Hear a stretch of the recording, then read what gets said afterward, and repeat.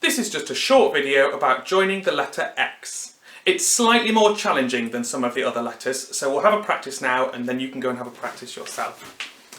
So if we imagine joining from a short letter like the letter A in the word fax, it should work relatively normally. So you'd start with your F, go straight into your A, and then straight up into your X. And then you can come back and cross your X. If you're going to carry the word on after the X, like the word fax is, it's a little bit different. So you go straight into your A, you come up into your X, but when we get down here, we're going to keep writing the next letter and the next until we've got to the end of the word. And then just like we would with an I or a T, we'll come back and deal with it at the end of the word. So I'm going to come back now and cross that X. So don't be tempted to stop here and cross, just carry on and leave it sort of half done until you get to the end of the word, and then you can come back and cross it. If you're joining from a letter that joins over the top, like the letter O, it's a little bit different again. So think of the word box.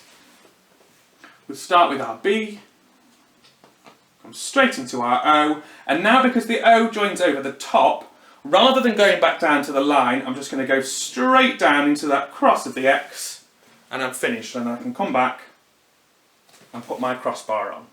And again, if the word's going to continue after the X, it'll work in pretty much the same way as faxes would.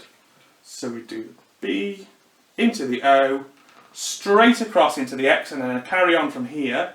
I'm going to do that part of my X, and then move into the next letters. And then when I've got to the end, I can come back and cross that X.